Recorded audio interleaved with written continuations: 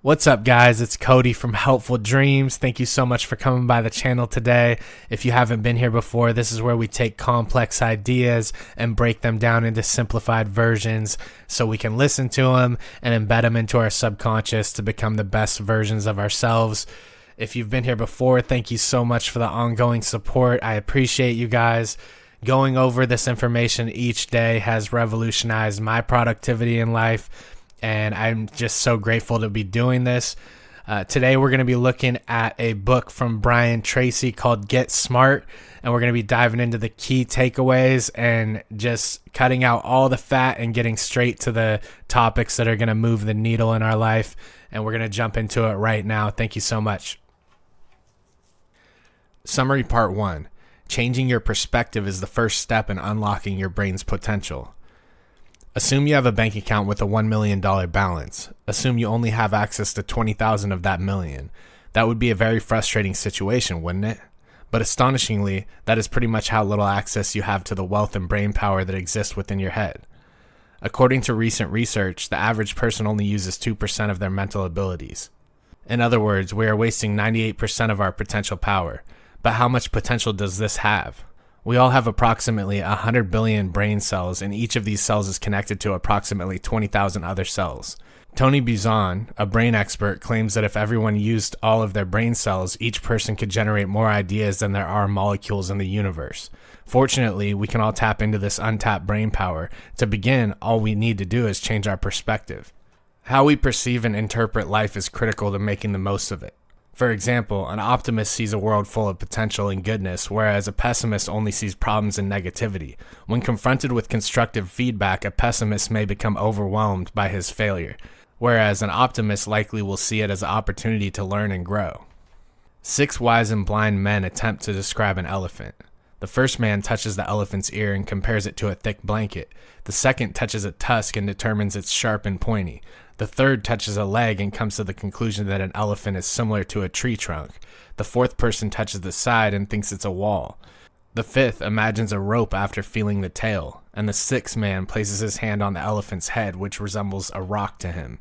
They all have different points of view. And while none of them are entirely incorrect, they each miss the big picture by focusing only on certain aspects. If we are to avoid the same fate, we must broaden our own perspectives. Throughout this video, we'll learn how to change our perspective in order to start thinking and living successfully. Summary Part 2. Future goals will be possible through the combination of long-term thinking and immediate actions. When it comes to life planning, there are 2 approaches you can take: short-term thinking and focusing on maximum pleasure in the here and now, or long-term thinking and planning. Long-term thinking is about planning ahead of time and considering the consequences of your actions, and then the consequences of those consequences, and so on. So which is superior? Well, the vast majority of happy and successful people are also long-term thinkers. In 1970, Harvard professor Edward Banfield observed that people from different socioeconomic backgrounds who earned more money were the ones who planned ahead, often years or even decades ahead. These are the brightest members of society. However, their intelligence was derived from their perspectives, specifically their ability to consider how each of their actions would move them closer to their ultimate goals. And this is still true today. According to Forbes magazine, there were 290 new billionaires in 2015, with 66% of them self-made and starting from nothing. Long-term planning is essential for generating this wealth from scratch. To join the ranks of these brilliant individuals, consider where you want to be in 5 years and then determine what you need to do now to get there. This entails taking stock of your professional and personal lives, as well as your health and financial independence, and then making critical decisions based on this information. But it's always worth remembering that making a great plan isn't enough. You also need to put it into action. A large proportion of Americans, roughly 70%, live paycheck to paycheck. They don't think about saving or investing in the future. Instead, they focus on what car or gadget they want to buy right now. These people are in for a rude awakening when they reach retirement age. If you want to avoid this fate, you must devise a strategy. Set up a savings account right away and deposit 10 to 15% of your monthly income. Compound interest allows relatively small investments made at a young age, even as little as $100 per month, to grow into massive sums by the time you retire. Every moment you put off or focus on immediate gratification will cost you in old age. Summary Part 3. Slow down your thinking to make better decisions. Human thoughts, like bubbles in a glass of champagne, generally vanish quickly after they form, along with the countless others. There is always plenty of mental sparkle and fizz, but there is a distinct lack of genuine substance. Unfortunately, many of us allow these speeding, fleeting bubbles to dominate us. We allow emotional, reactive thoughts to determine our actions rather than using our brain to think logically and wisely. When we receive a ping on our phone, for example, our brain compels us to immediately drop the task at hand and take a look. Or when someone riles up, our initial angry thoughts frequently lead us to lash out. This does not have to be the case. We can make better use of our brains. There are two types of thought processes. According to Nobel Prize-winning psychologist Daniel Kahneman, there's the impulsive type of thinking we just described, and then there is the slower, more rational type of thinking in which we weigh all of our options and make deliberate decisions. Using this slower way of thinking when planning important long-term goals will result in a better decision-making process. The good news is that the slower method is relatively simple to employ. The longer you take to make decisions, the more chances your slow-thinking brain has of providing the best answer. Here are a few simple techniques for slowing down your thinking. One effective strategy is to wait 72 hours before making any major decisions. This will give you plenty of time to carefully consider your options. Nothing kickstarts a slow brain like a period of solitude. Spending 30 minutes to an hour each day in a quiet, secluded location will allow your mind to think. Turn off all distractions, including phones and music, and allow your thoughts to flow like a river. When left alone to think, your mind will quickly generate brilliant ideas and solutions. Finally, you can go through each stage of Brian Tracy's GOSPA model to consider long-term strategy carefully. G stands for goals. What outcomes do you hope to achieve over a long period of time? For example, what kind of growth do you want to achieve over the next 5 years? O stands for objectives. These are the smaller targets that will help you get closer to your larger goals. For instance, what level of growth should you aim for this year? S stands for strategies. How will you accomplish your goals? For instance, what marketing strategy will generate the necessary growth? P stands for priorities. Determine the most effective actions that will ensure the success of your strategy. A stands for actions. The day-to-day work that will eventually lead you to your goals. Going through the GOSPA model step by step will give your slower thinking brain the space it needs to make the best decisions. Make use of it the next time you need to think of a long-term strategy. Summary Part 4. Success requires thorough research and asking the right questions. So far, we've mostly discussed how shifting perspectives can aid in personal development. Throughout the rest of this video, we'll look at how changing your mindset can help you succeed in business. Here's a question for you. Why do 80% of new products fail? According to Forbes magazine, customer demand for a company's product or service is the most important factor in determining its success. Simply put, if no one wants to use your product, you will fail. So how do you ensure that customers are interested in what you're selling? All business success stories begin with extensive research. You will fail if you do not know enough about your potential market. That's all there is to it. Asking others is a good place to start. There is no substitute for expertise. Experts in your field will almost certainly be able to evaluate the quality of your idea, so ask them. You should also look for people who have already walked in your shoes. A simple Google search for the potential idea will most likely yield information on what others have discovered. You can even question these trailblazers in person. In short, go out of your way to gather all of the information possible. Once you've developed a basic concept of a viable product, it's time to determine whether or not people will actually buy it. But don't just look for proof of your product's greatness. This could lead to confirmation bias, in which you only seek information that validates your idea. Instead, you must act like a scientist. Make a hypothesis about what your product will bring to the market and then test it. Assume you've invented a new type of laundry detergent. Your hypothesis will be something like, I believe people will purchase my new laundry detergent. Then you will try to prove why your hypothesis is correct. Encourage prospective customers to find flaws in your product. Ask them why they wouldn't buy it or why they should choose a competitor brand. If they are still interested despite your campaign, you may have found a winner. Naturally, this approach necessitates your complete honesty. If your idea or product is more important to you than the truth, you will not learn everything there is to know about it. So embrace a total willingness to fail and learn. Summary Part 5. Following a written goal will help you stay on track in an ever-changing, chaotic world. We live in a fast-paced world where technology is advancing at breakneck speeds. Information and new ideas can spread across the globe in minutes, and competition, whether from a competitor business or a colleague, is fiercer than ever. Many of us are overwhelmed in this fast-paced world. Our lives feel like a never-ending struggle to respond and keep up with each new change. You'll never be successful if you spend your entire life treading water like this. So how do you avoid this fate? Goals. Those who have specific goals in mind know what information to pay attention to and what to disregard. Despite their importance, genuine goals are uncommon. Only about 3% of people have a set of clear, written goals that help them navigate life. If you aren't already part of that 3%, you should be. First, gather some paper. Goals are most effective when they are written down. Then, think about what you really want to accomplish in the next year or so. Make a list of 10 things.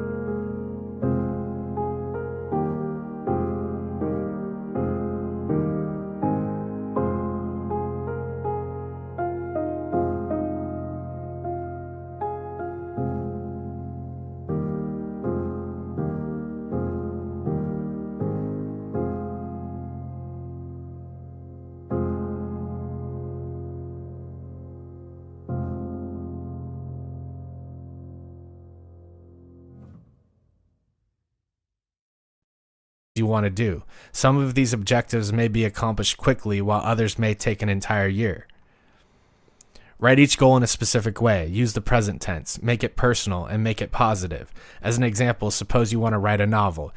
You'd write that goal as, I complete my novel by August 31st this year. Or if you want to stop eating junk food, you'd use empowering language such as, I am a healthy eater, rather than negative language such as, stop eating junk food. Next, go through this list of goals and pick out one that really stands out as something you want to accomplish this year. Once you've discovered this goal, it becomes your major definite purpose in life. Take a blank sheet of paper and brainstorm at least 20 ways you can make this goal a reality. Make a list of mini goals for your novel, such as research potential editors or complete writing classes, and tackle the first task as soon as possible. If you cross something off your to-do list every day, it won't be long before you reach your ultimate goal. Summary Part 6. Use your time at work to complete important tasks, not to play or procrastinate. We are all aware that children must attend school in order to receive an education. However, it is also at school that people develop a very bad habit, one that will cost them when they enter the workforce. This heinous habit is called play. Play is at the heart of our childhood experience from the time we start school until the time we graduate. We play in the morning, at recess, after school, and on weekends. The issue is that our desire to play does not end when we leave school and begin working. According to studies, the average employee only works between 11 a.m. and 3 p.m. and 3:30 p.m. And even then, the majority of this brief period is spent interacting with coworkers. Unfortunately, our ability is limited by our focus on play. How? Your earning ability, what others are willing to pay you for completing a task, is the most valuable asset you have in your life. Success is determined by how quickly and effective you complete tasks. To join the ranks of the successful, you must spend every working hour actually working, not grabbing coffee with colleagues, wasting hours on the internet, or checking your email or social media incessantly. Of course, concentrating on one's work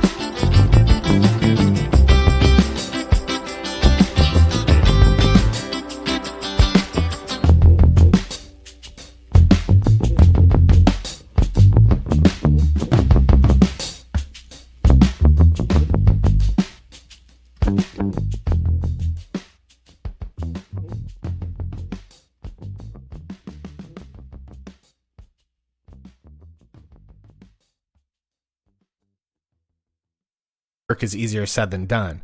The desire to play and procrastinate is deeply embedded in all of us. Fortunately, there are a few tried and true techniques that will help you succeed. One excellent method is the law of three.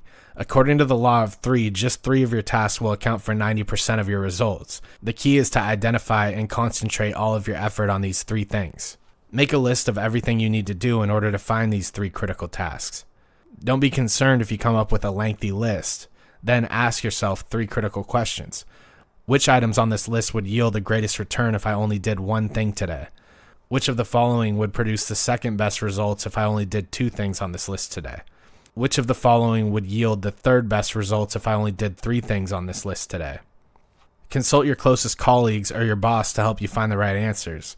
Which 3 tasks and duties do they believe are the most important of all those for which you are responsible? Once you've identified your 3, your entire working day should be devoted to completing them. Your other tasks are irrelevant. You'll get more done and increase your earning potential this way. Summary Part 7. In the modern world, success requires a flexible mind that continues to learn. Our world is always changing. Indeed, we are living in one of the most turbulent periods of human history. To be successful, you must be aware of technological advancements.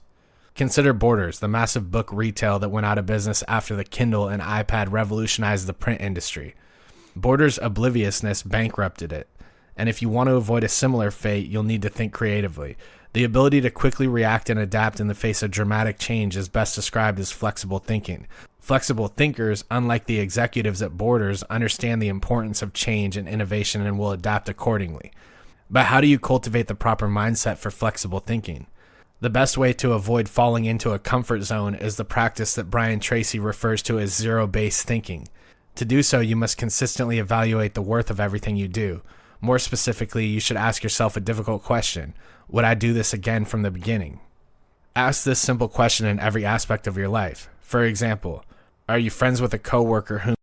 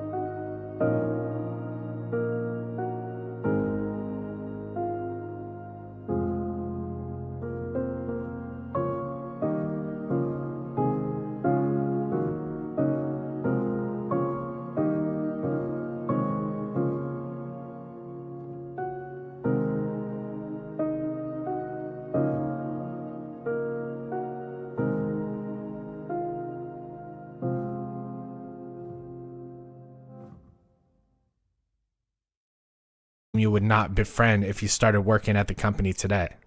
Perhaps there is someone you used to enjoy hanging out with but now believe holds you back. Or perhaps you've made a business or career decision that you now realize you shouldn't have. Whatever unsettling conclusions zero-based thinking yields, you must be ruthless in undoing these mistakes. This will not be easy. You must admit that you made the wrong decision, and more importantly, you must accept that your investments in these areas, whether time, capital, or emotions, will be lost. You must simply accept this and cut your losses.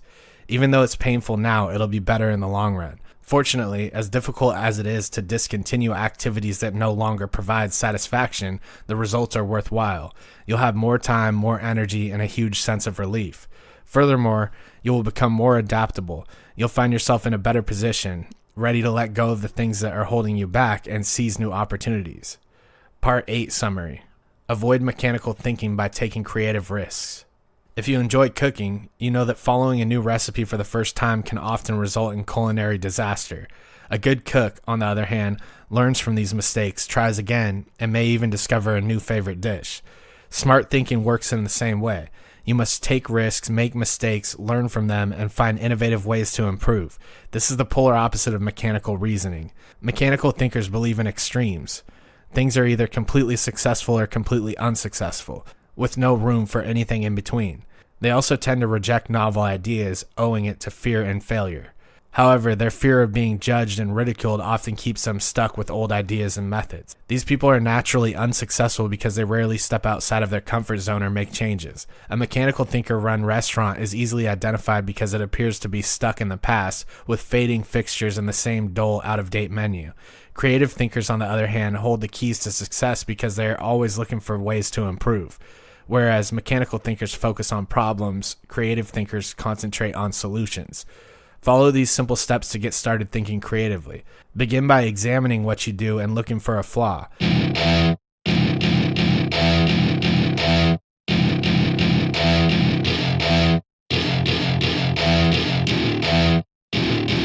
Welcome to my party, we're just getting started. A life is a dream or a nightmare scarring. Hand me a drink cause I think I'm going all in. Get me a shrink who can catch me when I'm falling. Cover up my scars, flip the handlebars, crashing in my car, wake up in a bar. I'll be a superstar, just on my avatar. This world is so bizarre, empty out the reservoir. Yeah, I'm taking 6 shots, yeah, straight to the face. And I wanna get lost, I'm sick of this place. Don't know how to stop when I'm feeling this way. So I'm taking 6 shots till I'm feeling okay. I think I'm going crazy, don't think I'll get home safe. So I'm taking 6 shots, all straight to the face. I'm taking 6 shots, are you coming with me? I'm taking 6 shots, yeah, straight to the face. And I wanna get lost, I'm sick of this place. Don't know how to stop when I'm feeling this way. So I'm taking 6 shots till I'm feeling okay. I think I'm going crazy, don't think I'll get home safe. So I'm taking 6 shots, all straight to the face. I'm taking 6 shots, are you coming with me? Sometimes you need to let loose, grab juice, get goose, tattoos, taboos, get screwed. Loosen up, buttercup, all those hate comments will never make you feel enough. We're all adequate graduates, heart full of calluses, but we know calculus. Damn, ain't that fabulous? Can't wait to apply all those mathematicus. But we can't get a job that pays us enough. I'm about to pop off. Fuck you, you're lost. We all know that we never really want a boss. So I'ma do what I want to, something I can't undo. Yeah, I'ma do what I want to, something I can't undo. I'm taking 6 shots, yeah, straight to the face. And I wanna get lost, I'm sick of this place. Don't know how to stop when I'm feeling this way. So I'm taking 6 shots till I'm feeling okay. I think I'm going crazy, don't think I'll get home safe. So I'm taking 6 shots, all straight to the face. I'm taking 6 shots, are you coming with me? I'm taking 6 shots, yeah, straight to the face. And I wanna get lost, I'm sick of this place. Don't know how to stop when I'm feeling this way. So I'm taking 6 shots till I'm feeling okay. I think I'm going crazy, don't think I'll get home safe. So I'm taking 6 shots, all straight to the face. I'm taking 6 shots, are you coming with me?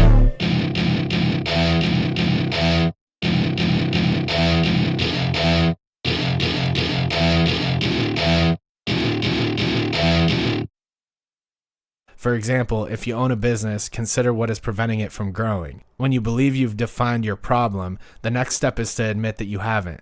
Your conclusion is almost certainly too broad, so begin parsing it out. For example, you may have defined your problem as not enough revenue, but reconsider it.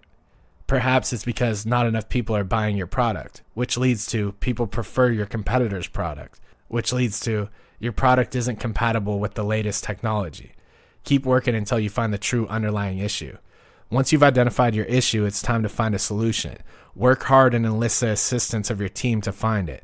You can probably guess what you need to do next once you have one. Yes, that's correct. Keep going and find even more solutions. Make a list of them before deciding which one you believe will work best. Then assign key performance indicators, KPIs, to this solution. These will show you whether your solution is working. Then designate someone to be in overall charge. Then set a deadline for implementing it. Of course, there is a chance that your solution will fail, so make some backup plans just in case. By using this structural approach to finding creative solutions, your company will have a better chance of staying ahead of the competition and thriving in an ever-changing world. Becoming wealthy begins with thinking like a rich person. What is the wealth secret? As surprising as it may sound, the wealthy do not have one. Anyone can become wealthy if they begin to think like a wealthy individual. As surprising as it may sound, the wealthy do not have one. Anyone can become wealthy if they begin to think like a wealthy individual. This is due to the law of correspondence, which states that your internal positioning, that is, your outlook and perspectives on life, will be reflected externally. For example, if you believe you are deserving, hardworking, and valuable to the world, you will succeed. The law of correspondence works. When Brian Tracy was poor, he once saw someone in the same evening school as him drive up to class in a pricey, beautiful Mercedes. He needed one right away. As a result, he began to think like a wealthy individual. He researched billionaires, got a better job, and worked longer and harder for his bosses. Soon enough, he'd amassed enough bonus money to purchase the same Mercedes. He became successful.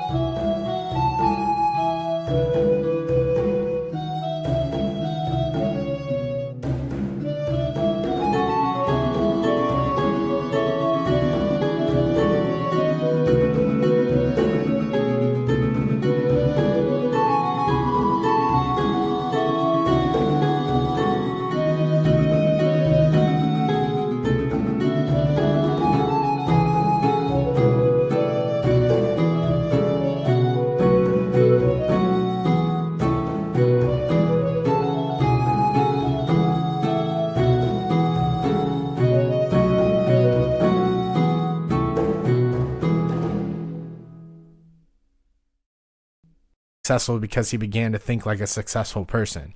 If you want to be wealthy like Brian Tracy, you must cultivate a wealthy mindset. To do so, you should first examine what wealthy people do. Read about billionaires and watch interviews with them. Look for the habits that have made them so successful. Habits are most likely the most important factor in achieving success. After all, they control 95% of what we do, so concentrate on creating powerful ones. To form a good habit, such as waking up very early, concentrate on one aspect at a time and strive to do it every day. You can probably make this habit a part of your life in the next 20 or 30 days, and you can move on to the next one, such as carefully planning your tasks each week or managing your investments to get the best results. Even if you've already established a few good habits, you shouldn't rest on your laurels. Wealthy people are always looking for new ways to grow, and you should be as well. There are positive and negative ways to use your brain. A distracted and unfocused mind that only wants to learn about things that reinforces its negative preconceptions, or a sharp creative mind. The latter sees the bright side of life and achieves success by being curious, adaptable, and innovative. So instead of procrastinating, use flexible thinking. Write down your goals, shift your perspective, and adapt the rich mindset. See the opportunity in every challenge. Consider your most pressing issue for a moment. Instead of viewing it as a problem, consider it a gift, an opportunity to learn more about yourself. Perhaps it will provide insight into your behavior and allow you to change the future and be more successful. Remember Henry Ford's words, failure and adversity are opportunities to start over and make it better. All right, guys, congratulations on making it to the end of that simplified version of Get Smart from Brian Tracy. Thank you so much for stopping by. If you like this type of simplified content, please subscribe to the channel. We'll be coming out with new content almost daily. And I know a lot of this knowledge that was outlined in this one was similar to the past teachings that we've seen, but it's just good to reaffirm this to ourselves and keep on continuing down the path to success. I love you guys and I appreciate you guys. I'll see you on the next one.